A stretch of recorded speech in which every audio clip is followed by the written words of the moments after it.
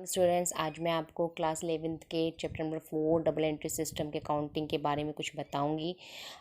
Today we are discuss what are the meaning of double entry system, who developed it, what are the features of double entry system, classification of accounting के बारे में हम पढ़ेंगे। Types पढ़ेंगे हम accounts के, जो हम किसको हम क्या कहते हैं, गोल्डन रूल्स भी कहते हैं। चलिए हम वन बाय वन पढ़ते हैं। Double entry system of accounting was developed in the 15th century in Italy by Luca Pacioli.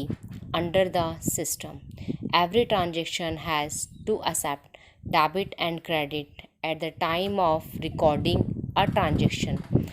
It is recorded once on the debit side, again on the credit side. देखिए, जो double entry system है वो किसने develop किया 15th century में? Italy ने, लूका Pacioli ने। इस सिस्टम के अंदर क्या होता है, दो पहलू, एसेप्ट मतलब दो पहलू क्या होते हैं, इफेक्ट होते हैं। एक क्या होता है डेबिट और एक होता है हमारा क्रेडिट। ठीक है, क्या बोला है इसने? इट इज़ रिकॉर्डेड वंस, एक बार हम उसको डेबिट करते हैं और एक बार हम उसको क्रेडिट करते हैं। फॉर एग्जाम्पल के थ्रू समझते हैं। At the time of cash purchases goods are acquired and in return cash is paid. In the transaction, two assets are involved: receiving goods and paying cash. Under the double entry system, both these assets are recorded. One part, the receipts of good, is debited, and the second part, payment of cash, is credited. If more than two entries are affected by transaction, the sum of debit entry must be equal of the sum of credit entry. Thus, any day, total amount debit is equal to total amount of credit. देखिए, जब भी हम क्या करते हैं, cash purchase करते हैं, cash purchase किया आपने, गुड्स आर एक्वायर्ड, तो आपने गुड्स लिया और इन रिटर्न आपने इसको क्या कर दिया, कैश दे दिया। आपने गुड्स ले लिया और बदले में इसको क्या कर दिया, कैश पे कर दिया। यहाँ पे दो क्या हुए, दो एसेप्ट्स हुए।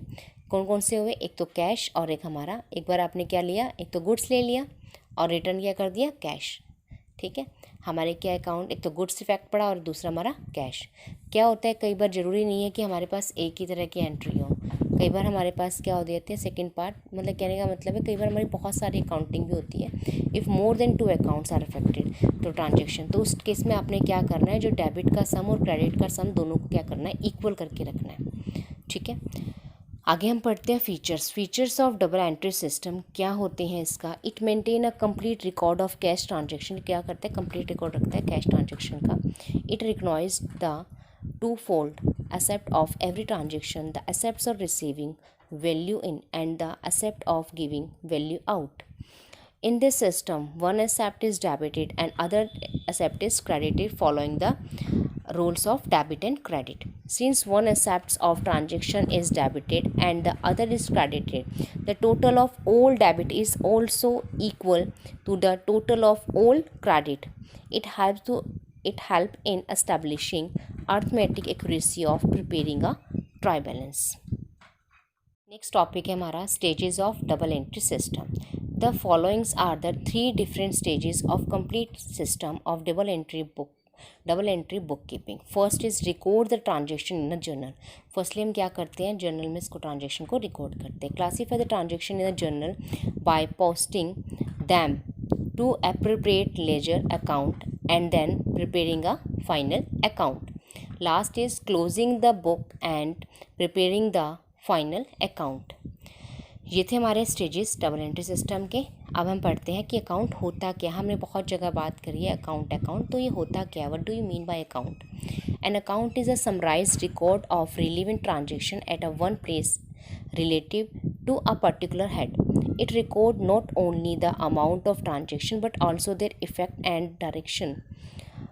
An amount is divided into two parts, debit and credit. It is usually in a two form and the commonly used to layout of the account. देखिए हम मेनली कैसे बना रहे हैं, सपोज़ करिए आप वेजेस अकाउंट बना रहे हैं, वेजेस अकाउंट मेंटेन कर रहे हैं, तो आपको कैसे बनाओगे, इसमें हम सारी क्या करेंगे, सारी जो भी हमारी वेजेस से रिलेटेड एंट्री होंगी वो सारी हम इसमें लिखेंगे। देखिए कैसे लिखेंगे, आपने हेडिंग डाली, जैसे नेम ऑफ अकाउंट वेजेस डाल दिया, डेबिट पर्टिकुलर आपने जीएफ वगैरह ये सारा आपने क्या होता है जनरल फोलियो अमाउंट, ये आपका क्या बन जाता है अकाउंट। अब हम पढ़ते हैं डेबिट क्या होता है और क्रेडिट क्या होता है। Simple word, debit refer to the left side of an account and the credit refer to right side of an account in the abbreviation from debit, इसको हम क्या करते हैं डी आर डॉट लिखते हैं, stand from debit, and C R stand for credit. Under double entry system of book keeping each transaction has to accept. One accept is receiving or incoming accept. This is also known as a debit accept. Another accept is giving an outgoing accept. This is known as a credit accept. And debit credit except of transaction from the basic of double entry system. देखिए classification समझते हैं हम कि क्या क्या होते हैं, कैसे आप क्लासीफाई करते हो अकाउंट को। Accounts can be classified in a two way, दो तरह से हम कर सकते हैं, traditional classified and a model classified. Traditional classification of account, this is a very old system of classification classifying account. Under this system accounts are classified in a two groups. Mainly we discuss here account, personal and impersonal. Again personal account is also divided three parts: natural and artificial and representative. Impersonal account is also divided two parts: real and nominal account. देखिए क्या होते हैं, जब भी हम entry पास करते हैं तो कुछ अकाउंट्स के कुछ रूल्स होते हैं। जो पर्सनल का रूल हमारा क्या है, debit the receiver and the credit the giver. Real का हमारा क्या होता है, debit what comes in and credit what goes out. Normal क्या होता है, debit the losses and expenses and credit the gain and income. इन सबको हम क्या कह देते हैं, गोल्डन रूल्स भी हमारे। अगर आपसे कोई पूछता है what are the golden rules of accounting, तो आपके ये तीन अकाउंटिंग जो भी आपने रूल्स पढ़े हैं ये हमारे क्या है, गोल्डन रूल्स भी कहते हैं इनको।